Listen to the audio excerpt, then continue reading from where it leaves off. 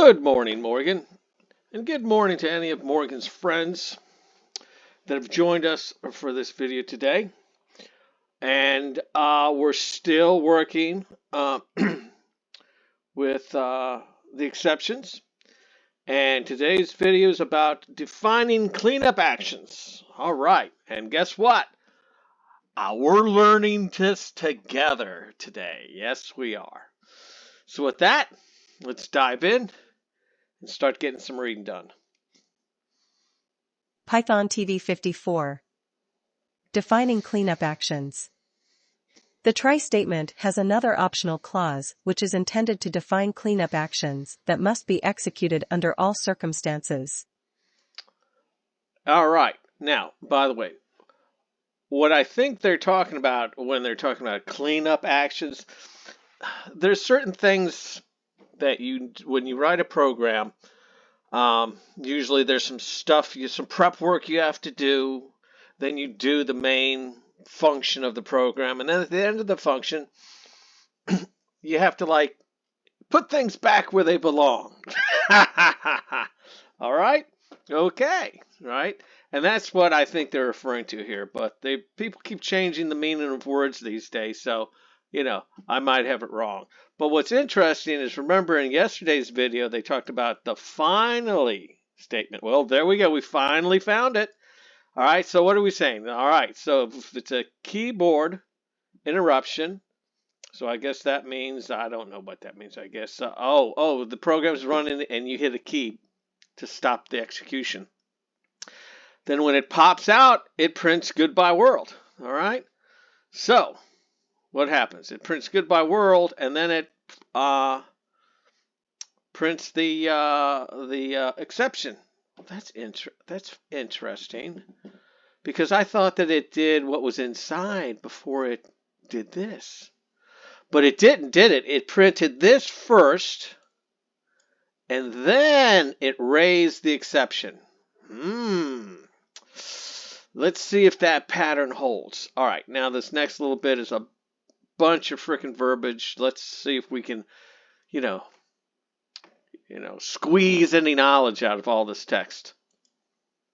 If a finally clause is present, the finally clause will execute as the last task before the try statement completes. The last task before the try statement completes. Is that why it printed first? Because it said it executed before the last task? And I guess the last task was to print the exception.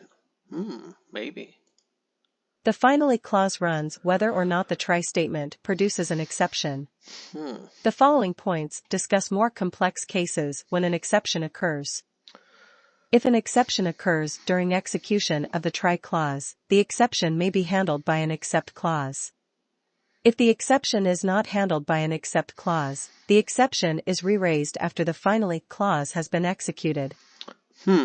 Okay. Did that have an except clause in there? No, it didn't. Okay, so we don't have to worry about that. All right, let's keep going. Oh my God, it's like being a freaking lawyer. An exception could occur during execution of an except or else clause. Again, the exception is re-raised after the finally clause has been executed.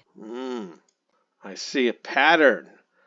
Executes after the finally clause. If the try statement reaches a break, continue, or return statement, the finally clause will execute just prior to the break, continue, or return statement's execution. Do you guys remember learning about break, continue, and return statements? I don't. Maybe we have and I forgot about it, but I think we pretty much know what these things do. I'm guessing that they're in this block between the try and the finally, and that you can control the logic flow of the program through that try statement by either breaking it, continuing it, or I think return and break kind of mean the same thing to me. But maybe break is you just stop it, and return is you actually return a value. I don't know. Let's continue. If a finally clause includes a return statement, the returned value will be the one from the finally clause's return statement, not the value from the try clause's return statement. All right, that just went right over my head. And I don't think rereading it's going to help. Let's move on to the examples. I think there's some examples here, and maybe we can figure this out. Okay, so in this example, we've got a little freaking bit of program, and it says that it's testing to see if it's a Boolean return, which I guess is saying if it's talking about the data type of the data that you're dealing with. And in this case, it's Boolean, which is 1 or 0. So if it is, it returns true. And then if it doesn't hit that, then it freaking triggers the return false. And in this case, I guess it returns false. Oh, and then let's see, what about this? Here's more complicated. Oh, wonderful. All right. Okay, so what does it do? Oh, look, we got an exception, we got an else, we got a finally. Okay, and this is really rough. All right, so we need an x and a y. There it is. So we take and we put an x. Now we've got a 2. 2 divided by 1 is 2. Did we divide by 0? No, we did not. What else? Return the result. What's the result? The result is 2.0. And then what is this? Excluding final. And then it pops out, and then it does this, I guess. Okay, all right. Now, 2, 0. I know you can't divide by 0. All right. So guess what?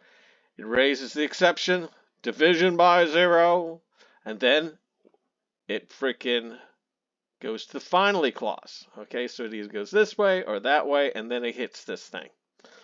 Is there any other way we could screw this code up? Oh, let's put in bad data, because that's what we're doing. We might as well have an A here and a P here, because this is alphanumeric data, right? And this is looking for an integer. It's trying to do math. You can't do math with freaking letters. So look what it does. It freaking pops, and it doesn't do any of this. It pops out on the exception. It prints the executing finally clause, and then it tells you that you screwed up. Okay? And then let's see, what's this last little bit here? Let's go ahead and just read it, and then we're done for the day. Because, didn't need any code for this thing. No example code. Type error, unsupported operand types /str and str. Duh. As you can see, the finally clause is executed in any event. The type error raised by dividing 2 strings is not handled by the except clause, and therefore re-raised after the finally clause has been executed. In real-world applications, the finally clause is useful for releasing external resources, such as files or network connections, regardless of whether the use of the resource was successful. Okay. Ding, ding, ding, ding, ding. Remember when we started this video, we were talking about house cleaning, about cleaning up your mess and putting things back where they belong? And that's exactly what the finally clauses they're using it for. Now, I'm sure you can find other cool stuff to use the finally clause for, but pretty much that's what you're going to be using it for. So store that away in a safe spot in your brain, and remember that. And with that, we're done for the day. And try not to freaking piss off anybody at the barn this week, okay? Anyway, your daddy loves you, and we'll see you in the next video.